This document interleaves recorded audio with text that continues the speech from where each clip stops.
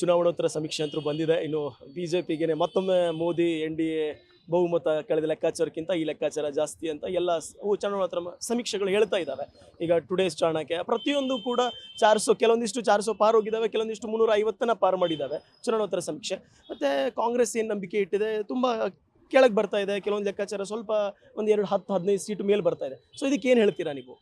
Sir ಯಾವತ್ತು ಚುನಾವಣಾ ಸಮೀಕ್ಷೆ ಹೆಚ್ಚು ಕಮ್ಮಿ ಸುಳ್ಳಾಗಿಲ್ಲ. 90% ಸಕ್ಸಸ್ ಸತ್ಯ ಆಗಿದೆ. ಮತ್ತು ನೀವು ಕಾಂಗ್ರೆಸ್ ವೀಕ್ ಆಗ್ತಾ ಇರೋ ಕಾರಣ ಅಲ್ಲಿ ಬಲಿಷ್ಠವಾದ ನಾಯಕತ್ವ ಇಲ್ಲ. ರಾಹುಲ್ ಗಾಂಧಿನ ಒಬ್ಬ ಲೀಡ್ರು ಅಂತ ಯಾರು ಒಪ್ಕೊಳ್ಳೋಕೆ ರೆಡಿ ಇಲ್ಲ. ಅವರಲ್ಲೇ ಕಾಂಗ್ರೆಸ್ಸಲ್ಲೇ ಯಾರೂ ರೆಡಿ ಇಲ್ಲ. ಮೇಲ್ಮಟ್ಟಕ್ಕೆ ಮಾತ್ರ ಅವರು ನೆಹರು ಫ್ಯಾಮಿಲಿಯರು ಅಂತ ಒಪ್ಕೋತಾ ಇದ್ದಾರೆ ಅಷ್ಟೇ. ಒಳಗೆ ಅವ್ರನ್ನ ಲೀಡರ್ಶಿಪ್ ಯಾರೂ ಒಪ್ಕೊಳ್ಳೋಕೆ ರೆಡಿ ಇಲ್ಲ.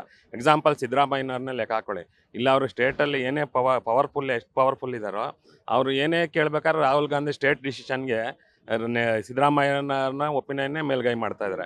ಹಂಗಾಗಿ ಅದರಿಂದ ಏನಾಗಿದೆ ಅಂದರೆ ರಾಹುಲ್ ಗಾಂಧಿ ಬಗ್ಗೆ ಅಲ್ಲಲ್ಲೇ ಕಾಂಗ್ರೆಸ್ಸಲ್ಲಿರೋರಲ್ಲೇ ಅವ್ರ ಲೀಡರ್ಶಿಪ್ ಬಗ್ಗೆ ಅನುಮಾನ ಇದೆ. ಹಂಗಾಗಿ ಕಾಂಗ್ರೆಸ್ನ ಯಾರು ಒಪ್ಕೊಳ್ಳೋಕೆ ರೆಡಿ ಇಲ್ಲ. ಇವತ್ತು ಲೀಡರ್ಶಿಪ್ಪೇ ಇಲ್ಲ ಅನ್ಬೇಕು ಕಾಂಗ್ರೆಸ್ಸಲ್ಲಿ. ಅಂದರೆ ಹೈಕಮಾಂಡ್ ಅನ್ನುವಂತಕ್ಕಂಥದ್ದು ಬರೀ ಮಾತಿಗಷ್ಟೇ ಆಗ್ಬಿಟ್ಟಿದೆ ಕಾಂಗ್ರೆಸ್ ಅಲ್ಲಿ.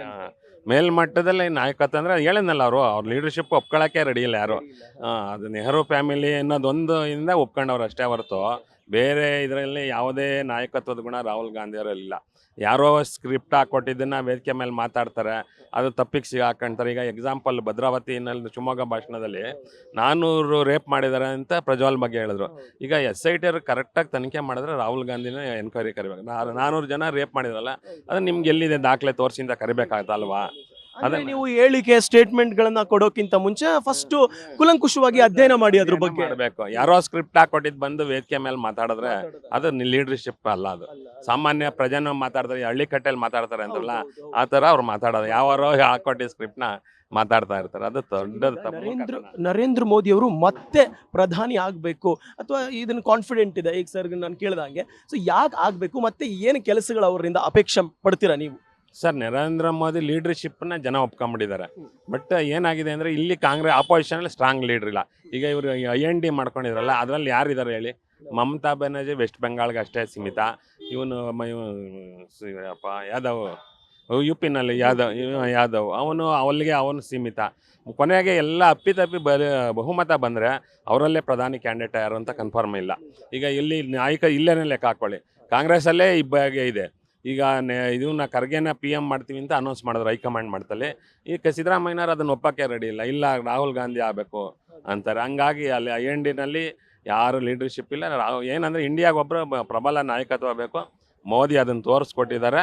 ಮತ್ತು ಅವ್ರ ಇಂಟರ್ನಲ್ಲು ಬೆಲೆ ಏರಿಕೆ ಇದ್ರ ಬಗ್ಗೆ ನಾವು ಅದನ್ನು ಒಪ್ಕೊಳ್ಳೋಕ್ಕೂ ರೆಡಿ ಇಲ್ಲ.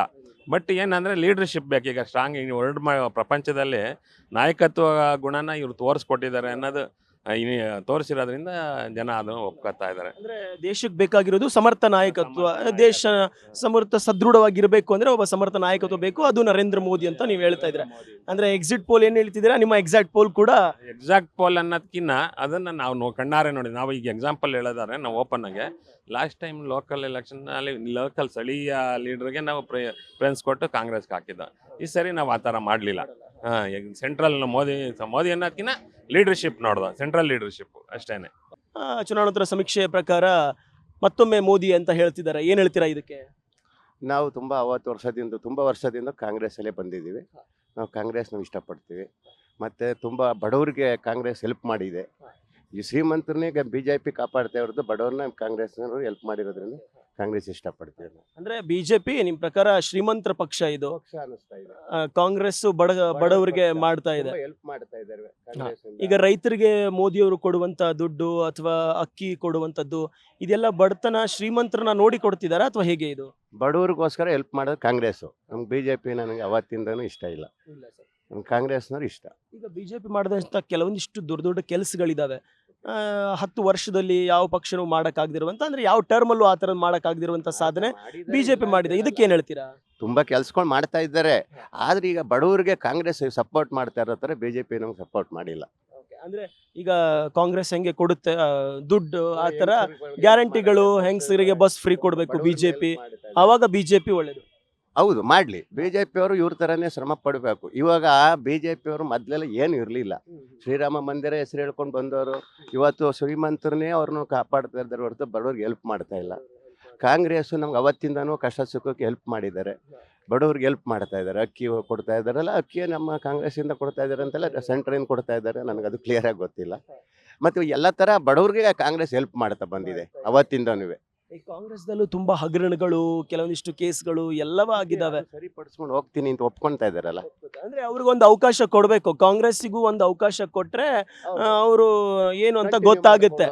ಅಂದ್ರೆ ಈಗ 70 ವರ್ಷ ಅವರಿಗೆ ಮುಂಚೆಯಿಂದನೂ ಅವರೇ ಇದ್ರು, ಕೇಂದ್ರದಲ್ಲಿ ಅವರೇ ಇದ್ರು, 70 ವರ್ಷಗಳ ಕಾಲ ಆಳ್ವಿಕೆ ಮಾಡಿದ್ದಾರೆ.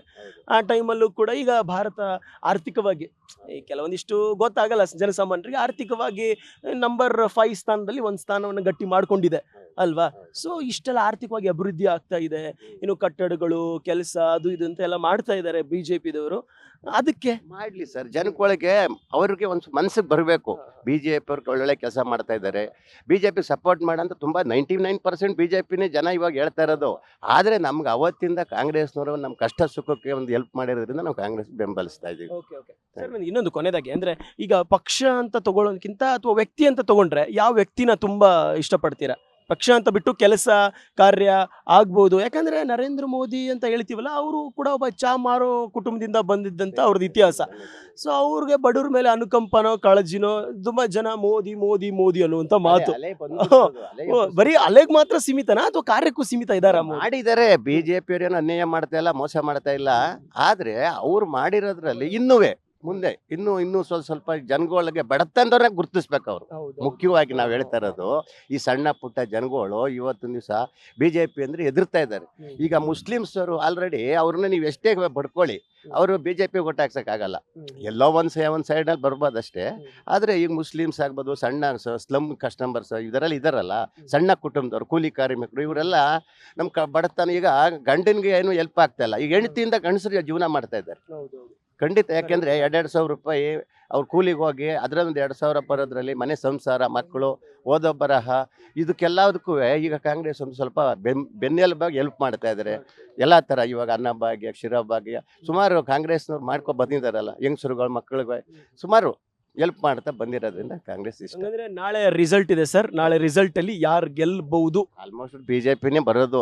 ಯಾಕೆಂದ್ರೆ ಇವಾಗ ನಾವು ಕಾಂಗ್ರೆಸ್ ನಮ್ದು ಸಪೋರ್ಟ್ ಮಾಡ್ತಾ ಇದೀವಿ ಅಷ್ಟು ಬಿಟ್ಟು. ಯಾಕೆ ಸರ್ ಹಂಗ ಅನ್ಸುತ್ತೆ? ಇವಾಗ ನೀವೇ ಹೇಳಿದ್ರಿ, ಈಗ ಬಡವರಿಗೆ ಕಾಂಗ್ರೆಸ್ ಆಗುತ್ತೆ, ಶ್ರೀಮಂತರಿಗೆ ಮಾತ್ರ BJP ಆಗೋದು ಅಂತ. ಹಾಗಾದ್ರೆ ಬಡವರ ಸಂಖ್ಯೆ ಭಾರತದಲ್ಲಿ ತುಂಬಾ ಇದೆ ಸರ್, ಆದ್ರೂ ಕೂಡ ಕಾಂಗ್ರೆಸ್ ಅಧಿಕಾರಕ್ಕೆ ಬರ್ತಾ ಇಲ್ಲ. ಯಾಕೆ ಅಂದ್ರೆ ಬಡವರಿಗೆ ತಲೆ ಇಲ್ವಾ? JDSನವರು ಸುಮ್ಮನೆ ಚನ್ಗಾನಾಗಿ ಇವ್ರ ಹತ್ರನೇ ಇದ್ದವರು, ಮತ್ತೆ ತಿರ್ಗಾಲೆ BJP ಕೈ ಜೋಡಿಸ್ಕೊಂಡ್ರು. ಅವ್ರಿಗೆ ಎಲ್ಲಿ ಮರ ಎಲ್ಲಿ ಜಾಸ್ತಿ ಕಾಯಿ ಬಿಡುತ್ತೆ ಆ ಕಡೆನೆ ಜನ ಒಲವಾಗ್ತಾ ಇರೋದು. ಬಡತನ ಇರೋದಕ್ಕೆ ಕೈ ಜೋಡಿಸ್ಬೇಕು ಜನಕ್ಕೆ. ಇವತ್ತಿನ ದಿವಸ ಕೂಲಿ ಕಾರ್ಮಿಕರುಗಳೆಲ್ಲ ಕೂಲಿನೇ ಸಿಗ್ತಾ ಇಲ್ಲ. ಯುವಕರ ದೇಶ ಅಂತ ಕರೀತಾರೆ, ಹೆಂಗಿಸ್ತಾನ್ ನಮ್ಮ ದೇಶ, ಹಿಂದೂಸ್ತಾನ ಬಿಟ್ರೆ ಹೆಂಗಿಸ್ತಾನ್ ಅಂತ ಕರೀತಾರೆ. ಯಾಕಂದ್ರೆ ಯುವಕರು ಜಾಸ್ತಿ ಇಲ್ಲಿ. ಇವಾಗ ನಮ್ಮ ಜೊತೆ ಯುವಕರಿದ್ದಾರೆ ಇಬ್ರು. ವೋಟಿಂಗ್ ಎಲೆಕ್ಷನ್ ನಲ್ಲಿ ವೋಟ್ ಮಾಡಿದ್ರ ನೀವು ಈ ಸಾರಿ? ಹೌದು, 18 ಆಗಿದೆ. ಆಗಿದೆ ಕೈ ತೋರಿಸ್ಬಿಡಿ. ಹೊರಟೋಗಿದೆ, ಬಟ್ ಇರ್ಲಿ. ಎಕ್ಸಿಟ್ ಪೋಲ್ ಬಗ್ಗೆ ಗೊತ್ತಾ ಏನಾದ್ರು? ಚುನಾವಣೋತ್ತರ ಸಮೀಕ್ಷೆ, ನಾಳೆ ಯಾರು ಗೆಲ್ತಾರೆ ಏನು ಅಂತ ಒಂದು ಒಪಿನಿಯನ್ ಹೇಳ್ತಾರಲ್ಲ, ಎಕ್ಸಿಟ್ ಪೋಲ್ ಬಗ್ಗೆ ಏನಾದ್ರು ಕೇಳಿದ್ದೀರಾ? ಪ್ರಾಬ್ಲಿ ಬಿಜೆಪಿನೇ ಸರ್, ಬಿಜೆಪಿಗೆ. ಎಕ್ಸಿಟ್ ಪೋಲ್ ಎಲ್ಲ ಹೇಳಿದ್ದಾರೆ, ಏನು BJP ಬರುತ್ತೆ ಮತ್ತೊಮ್ಮೆ 2024ಕ್ಕೆ ಅಂತ. ನೀವೇನ್ ಹೇಳ್ತೀರಾ? ಹೌದು, ಬರುತ್ತೆ. ಎಕ್ಸಿಟ್ ಪೋಲ್ ಅಲ್ಲಿ ಬಿಜೆಪಿ ಇದೆ, ಲೀಡಿಂಗ್ ಇದೆ ಅಲ್ಲ. ಸೊ ಅಂದ್ರೆ ಎಕ್ಸಿಟ್ ಪೋಲ್ ಬಿಟ್ಬಿಡೋಣ, ನಿಮ್ದು ಪೋಲ್ ಹೇಳಿ, ಎಕ್ಸಾಕ್ಟ್ ಪೋಲ್ ಹೇಳಿ. ನಮಗೆ ಹೆಂಗ್ ಗೊತ್ತಿಲ್ಲ ಸರ್. ನೀವು ನಿಮ್ಗೆ ಮೋಸ್ಟ್ ಫೇವ್ರೆಟ್ ಪರ್ಸನ್ ಪೊಲಿಟಿಷಿಯನ್ ಅಲ್ಲಿ ಯಾರು? ತೇಜಸ್ವಿ ಸೂರ್ಯ, ನಮ್ದ ಏರಿಯಾದ MP. ಅಂದ್ರೆ ಮತ್ತೊಮ್ಮೆ ಸೂರ್ಯದ ಉದಯ ಆಗುತ್ತಾ? ಹೌದು, ಆಗುತ್ತೆ. ಯಾವ ಕ್ಷೇತ್ರ ನಿಮ್ದು? ಬೆಂಗಳೂರು ದಕ್ಷಿಣ. ಹೌದು. ಎಲ್ಲಿ? ವಿಜಯನಗರ ಅಂದ್ರೆ ಇದೇ ಏರಿಯಾ. ಇವಾಗ ನರೇಂದ್ರ ಮೋದಿ ಅವರೇ ಯಾಕೆ ಬೇಕು? ಯೂತ್ಸ್ಗೆ ಯಾಕೆ ಬೇಕು ನರೇಂದ್ರ ಮೋದಿ? ಬರೀ ಎಲ್ಲಾ ಕಡೆನೂ ಮೋದಿ ಮೋದಿ ಮೋದಿನ ಅಂತಾರೆ, ಯಾಕೆ ನಮಗೆ ಮೋದಿ ಬೇಕು? ಸರ್, ಇವಾಗ ಹಿಂದುತ್ವ ಮೂವ್ಮೆಂಟ್ ಆಗಿದೆ ಅಲ್ಲ, ಸೊ ಬಿಜೆಪಿ ಅವರು ಅದನ್ನೇ ಅವರು ಲೆವರೇಜ್ ತಗೊಂತಿದ್ದಾರೆ. ಸೊ ಪ್ರಾಬ್ಲಿ ಬಿಜೆಪಿನೇ ಆಗುತ್ತೆ. ಆದ್ರೆ ಯೂತ್ ಯಾವ್ದು ಸಪೋರ್ಟ್ ಇಲ್ಲ ಸರ್ ನನ್ನ ಪ್ರಕಾರ. ಯೂತ್ ಅವ್ರ ಪೇರೆಂಟ್ಸ್ ಏನ್ ಹೇಳ್ತಾರೋ ಅದನ್ನೇ ಮಾಡ್ತಾರೆ. ಅಲ್ಲ, ಈಗ ನಮಗೆ ಯೂತ್ಸ್ ಅಂತ ನಮ್ಗೆ 18 ವರ್ಷ ಆದ್ಮೇಲೆ ಯಾಕೆ ವೋಟಿಂಗ್ ಮಾಡೋದು? ನಮ್ಗೊಂದು ಬೌದ್ಧಿಕ ಮಟ್ಟ ಬೆಳೆದಿರುತ್ತೆ ಅಲ್ವಾ, ಇಂಟೆಲೆಕ್ಚುಯಲ್ ಪವರ್ ನಮ್ಗೆ ಬಂದಿರುತ್ತೆ. ನಾವು ಯಾರಿಗೆ ವೋಟ್ ಮಾಡಬೇಕು ಯಾರಿಗೆ ಮಾಡಬಾರ್ದು ನಮ್ಗೆ ಗೊತ್ತಿರುತ್ತೆ. ಮನೇಲಿ ಹೇಳ್ತಾರೆ ಅಂತ ನಾವು ಮಾಡಬಾರ್ದು. ಏನಂತೀರಾ, ನೀವೇನಂತೀರಾ? ಕರೆಕ್ಟ್ ಅಲ್ವಾ? ಈಗ ನಿಮ್ಗೆ ಪರ್ಸನ್ ಏನು ಅನ್ಸುತ್ತೆ? ಈಗ ದೇಶದಲ್ಲಿ ಅಭಿವೃದ್ಧಿ 10 ವರ್ಷದಲ್ಲಿ ಅದನ್ನು ಇಟ್ಕೊಳ್ಳಿ, ಮತ್ತು ಅದಕ್ಕಿಂತ ಮುಂಚೆನೂ 70 years ಅಲ್ಲಿ ಏನು ರಾಹುಲ್ ಗಾಂಧಿ, ಇಂದಿರಾ ಗಾಂಧಿ ಆ ಟೈಮಲ್ಲಿ ಏನು ಇದ್ರಲ್ಲ, ಆ ಟೈಮ್ ನೋಡಿದ್ರೆ ಏನು ಅನ್ಸುತ್ತೆ? ಯಾವ್ದು ಬೆಸ್ಟ್ ಇವಾಗಿಂದ? ಯಾಕಂದ್ರೆ ಇವಾಗ ಡೆವಲಪ್ಮೆಂಟ್ ಜಾಸ್ತಿ ಆಗಿದೆ ಮೋದಿ ಬಂದ ಆಮೇಲಿಂದ. ಸೊ ಡೆವಲಪ್ಮೆಂಟೇ ನೋಡ್ತಾರಲ್ಲ ಜನರು, Okay, ಸಿಟಿಸನ್ಸ್ ಎಲ್ಲ. ಹಾ. ಅದರಿಂದ ನಿಮ್ಗೆ ಏನ್ ಬೆನಿಫಿಟ್ ಆಗಿದೆ ಅಂತ ಕೇಳ್ತಾರೆ ಇವಾಗ ಯೂತ್ಸ್ ಆಗಿ ನಿಮ್ಗೆ ಏನ್ ಬೆನಿಫಿಟ್ ಆಗಿದೆ? ಪ್ರೋಗ್ರೆಸ್ ಅಂದ್ರೆ ಫಾರ್ ಎಕ್ಸಾಂಪಲ್ ಬಸ್ ಪಾಸಸ್ ಎಲ್ಲ ಫ್ರೀ ಇದೆ ಸರ್. ಅದು ಸ್ಟೂಡೆಂಟ್ಸ್ಗೆಲ್ಲ ಬಸ್ ಪಾಸಸ್ ಫ್ರೀ ಆಗುತ್ತೆ. ಸೊ ಡೆಫಿನೆಟ್ಲಿ ಬಿಜೆಪಿಯಲ್ಲಿ ಪ್ರೋಗ್ರೆಸ್ ಇದೆ. ಅದೇ ಎಲ್ಲ parties to an extent corruption ಇದ್ದೇ ಇರುತ್ತೆ. ಎಲೆಕ್ಟ್ರಲ್ ಸ್ಯಾಟಿಸ್ಫ್ಯಾಕ್ಷನ್ ಶೋ ಮಾಡೋಕ್ಕೆ ನಾನು ನೋಟಾಗೆ ವೋಟ್ ಮಾಡಿದೆ. ಸೊ ಬಿಜೆಪಿನೇ ಸರ್ ಪ್ರಾಬ್ಲಿ. ಹಾ, ಅದೇ ಮೋಸ್ಟ್ ಪ್ರೋಗ್ರೆಸ್ ಅಂದ್ರೆ ಬಿಜೆಪಿನೇ ತೋರಿಸಿದೆ. ಕಾಂಗ್ರೆಸ್ ಯಾಕೆ ಬರಬಾರ್ದು ಅನ್ಸುತ್ತೆ? ಈಗ ಒಬ್ರು ಹೇಳಿದ್ರು ಕಾಂಗ್ರೆಸ್ ಬಡವ್ರಿಗೆ ತುಂಬಾ ಜಾಸ್ತಿ ಮಾಡ್ತಾರೆ, ಬಿಜೆಪಿದವ್ರು ಬರೀ ಶ್ರೀಮಂತರಿಗೆ ಅಷ್ಟೇ ಕೆಲಸ ಮಾಡೋದು. ಸೊ ಕಾಂಗ್ರೆಸ್ ಯಾಕೆ ಬರಬಾರ್ದು ಹಂಗಂದ್ರೆ? ಆ ಥರ ಏನಿಲ್ಲ ಸರ್, ಎಲ್ಲರಿಗೂ ಡೆವಲಪ್ಮೆಂಟ್ ಆಗಿದೆ. ಬಟ್ ಮೇ ಬಿ ರಿಚ್ ಇರೋರಿಗೆ, ಪ್ರಿವಿಲೇಜ್ ಇರೋರಿಗೆ ಜಾಸ್ತಿ ಆಗಿರ್ಬೋದೇನೋ, Okay, okay. ನಮಗೆ ಅಷ್ಟು ಗೊತ್ತಿಲ್ಲ sir. ಯೂತ್ಗೆಲ್ಲ ಅಷ್ಟೊಂದು ನಾಲೆಜ್ ಇರಲ್ಲ sir. ಬ್ರೋ ಇವಾಗ ಏನಿಲ್ಲ, ಕೊನೆಯದಾಗಿ ನಾವು ಆಸ್ ಅ ಯೂತ್ ಆಗಿ ನಾವು ಪ್ರತಿಯೊಬ್ಬರಿಗೂ ಹೇಳ್ಬೇಕು. ಯಾಕಂದ್ರೆ ನೋಡಿ, ಬೆಂಗಳೂರಲ್ಲಿ ಎಲೆಕ್ಷನ್ ತುಂಬಾ ಕಡಿಮೆ ಆಗಿದೆ, ಪರ್ಸೆಂಟೇಜ್ ಲೆವೆಲ್ ತುಂಬಾ ಕಡಿಮೆ ಆಗಿದೆ. ಕ್ಯಾಪಿಟಲ್ ಆಫ್ ಕರ್ನಾಟಕ ಅಲ್ವಾ, IT ಹಬ್ಬು, ಗಾರ್ಡನ್ ಸಿಟಿ ಎಲ್ಲ ಓಕೆ. ಬಟ್ ಬೆಂಗಳೂರಿನ ಜನ ಅಂದ್ರೆ ಒಂದ್ ಸ್ವಲ್ಪ ವಿದ್ಯಾವಂತರು ಅಂತಾರೆ, ಬಟ್ ವೋಟಿಂಗ್ ಪರ್ಸೆಂಟೇಜ್ ತುಂಬಾ ಕಡಿಮೆ ಆಗಿದೆ. ಆಸ್ ಅ ಯೂತ್ ಆಗಿ ನೀವು ಇಬ್ರು ವೋಟ್ ಮಾಡಿದ್ದೀರಾ, ಹೌದು. ಅದು ನೋಟಾನೇ ಆಗ್ಲಿ ಅಥವಾ ಯಾವುದೇ ಪಕ್ಷಕ್ಕಾಗ್ಲಿ. ಹಾ. ಬಟ್ ನೀವು ಇವಾಗ ಪ್ರತಿಯೊಬ್ಬ ಬೆಂಗಳೂರದವರಿಗೂ, ಮೂಲ ಬೆಂಗಳೂರದವ್ರದ್ದು ಯಾರ್ಯಾರು ವೋಟಿಂಗ್ ಇದೆ, ಅವ್ರ ವೋಟಿಂಗ್ ಪವರ್ ಇದೆ, ಅವ್ರು ವೋಟ್ ಮಾಡದೇ ಇರೋರಿಗೆ ಏನ್ ಹೇಳಕ್ ಇಷ್ಟಪಡ್ತೀರಾ? ಆಸ್ ಎ ಸಿಟಿಸನ್ ನಮ್ಮ ಹಕ್ ಸರ್, ಅದೊಂದು ಹಕ್ ಇರುತ್ತೆ ನಮ್ಗೆ. ಮೇನ್ ಅಂದ್ರೆ ನಮ್ಗೆ ಯಾರು ಬೇಕೋ ಅದು ನಾವು ಸೆಲೆಕ್ಟ್ ಮಾಡ್ಬೋದು, ನಮ್ಗಂತಾನೆ ಅವರು ಮಾಡ್ತಾರಲ್ವಾ ಎಲ್ಲರೂ. ಸೊ ಡೆಫಿನೆಟ್ಲಿ ವೋಟ್ ಮಾಡಲೇಬೇಕು. At the end of the day ನಮ್ಗೆ ಅದು ಎಫೆಕ್ಟ್ ಆಗೇ ಆಗುತ್ತೆ. ವೋಟ್ ಮಾಡ್ತೀರಾ ಮಾಡದೇ ಇರ್ತೀರಾ. ಸೊ ಯಾರು ನಿಮ್ಗೆ ಇಷ್ಟ ಆಯ್ತೋ, ಯಾರು ನಿಮ್ಗೆ ಪ್ರಿಫರ್ ಮಾಡ್ತೀರಾ, ವೋಟ್ ಮಾಡಲೇಬೇಕು ಸರ್. ಗ್ಯಾರಂಟಿ ನ್ಯೂಸ್, ಸುದ್ದಿ ಖಚಿತ, ನ್ಯಾಯ ನಿಶ್ಚಿತ.